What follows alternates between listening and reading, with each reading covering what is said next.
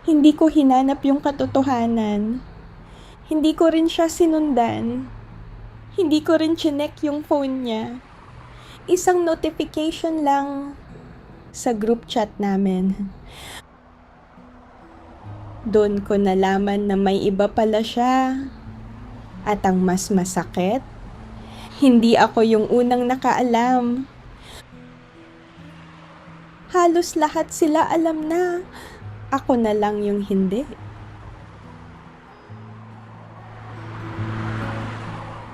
Mga kwentong hindi laging malinis, pero laging totoo. Heartline Stories PH. May nag-message sa Heartline Stories PH. Sabi niya, hindi raw niya alam kung matatawa ba siya or iiyak sa nangyari. Kasi minsan daw, yung mga taong akala mong kakampi mo, sila pa pala yung unang nakakaalam ng sakit na hindi pa sinasabi sa'yo. Ito ang kwento ni Gelay. 3 taon kami noon, hindi perfect, pero akala ko stable. Hindi siya yung boyfriend na laging may surprise. Hindi rin siya yung overly sweet sa social media. Pero nandyan siya. Consistent. Present. Yung tipong hindi mo kailangang tanungin kung mahal ka pa. Kasi ramdam mo naman. May barkada kaming pareho. Halos sabay-sabay kaming tumanda. College hanggang trabaho. May group chat kami na halos araw-araw maingay. Minsan memes lang. Minsan reklamo sa trabaho. Minsan random na kwentuhan hanggang madaling araw. Doon ko inakalang safe lahat. Kasi barkada namin sila.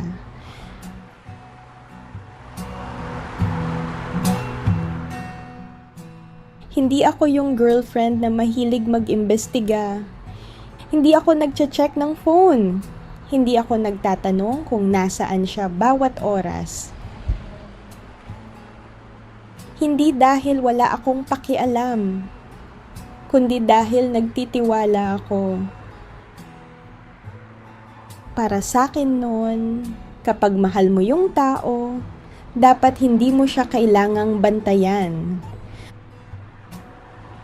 Hindi ko alam na minsan, yung mga bagay na hindi mo binabantayan, sila pala yung unang mawawala.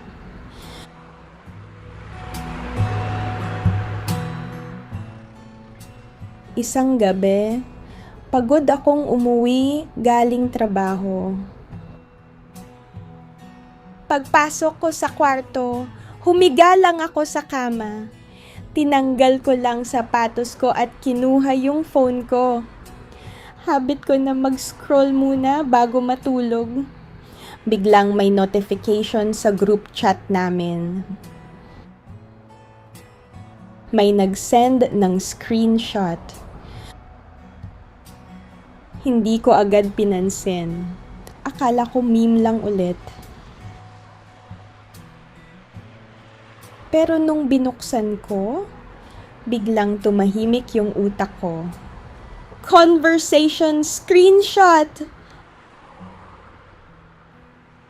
At yung pangalan niya, nandoon. Kasama ang pangalan ng ibang babae. Parang may malamig na hangin na dumaan sa katawan ko. Una, akala ko misunderstanding lang. Baka lumang screenshot, baka edited, baka joke lang ng barkada. Pero habang nagbabasa ako ng chat sa group, napansin ko yung reactions.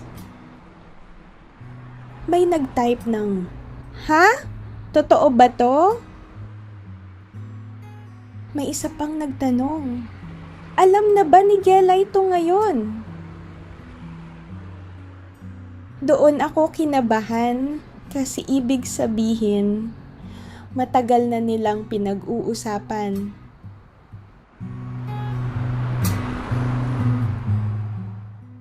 Binalikan ko yung screenshot. Mas maingat kong binasa. May isang message doon na hindi ko makalimutan. Yung babae nag-chat. Miss na kita. Kailan ulit tayo magkikita? At yung reply niya, soon. Hindi pa pwede ngayon. Hindi pa pwede ngayon. Parang may bumagsak sa dibdib ko. Kasi ibig sabihin, hindi lang ito isang beses. May plano pa.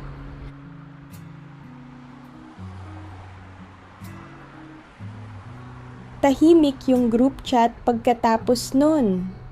Parang lahat naghihintay kung may magsasalita. May isa pang nag-type, guys, delete nyo na lang. May sumagot, late na. Doon ko na-realize, wala talagang magsasabi sa akin. Ako mismo yung nakakita. By accident, tinawagan ko siya. Isang beses, 2 beses, 3 beses. Hindi siya sumasagot. Nag-message ako, nasaan ka?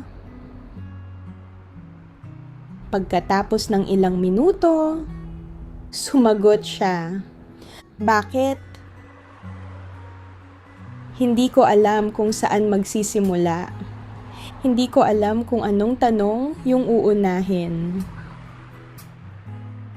Kaya sinend ko na lang yung screenshot.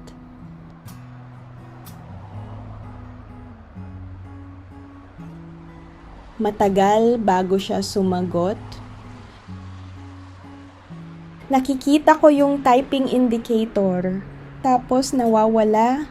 Tapos babalik ulit. Hanggang sa dumating yung message. Hindi ganun kalalim. 3 salita. Hindi ganun kalalim. Pero sapat na para maintindihan ko lahat.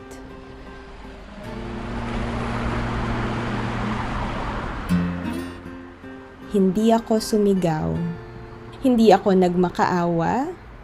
Parang biglang naging malinaw yung lahat. 3 taon kami. 3 taon ng tiwala. Pero isang screenshot lang, sapat na para matapos lahat. Ang pinakamasakit, hindi lang yung ginawa niya, kundi yung pakiramdam na lahat sila nakakita na ako lang yung huling nakaalam.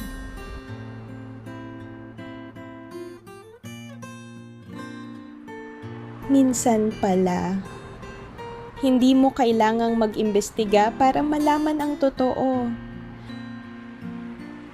Minsan, kusang lalabas yung katotohanan. Sa pinaka hindi mo inaasahang paraan, isang notification, isang screenshot, isang message, at doon mo malalaman kung gaano katagal ka palang niloloko. Hindi ko pinagsisihan na nagtiwala ako. Kasi ang tiwala, hindi kasalanan. Ang kasalanan, yung pagsira nito.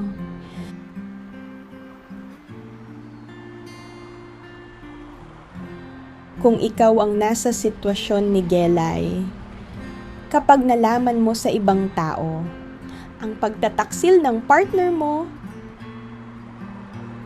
Ano ang mas masakit para sa'yo? Yung ginawa niya? O yung pakiramdam na lahat sila alam na ikaw lang ang hindi? Kung may kwento ka ring gustong ilabas, nandito lang ang Heartline Stories PH. Minsan pala, hindi ang mga estranghero ang pinakamasakit, manakit. Minsan, yung mga taong akala mong kakampi mo sa buhay. See you sa susunod na kwento.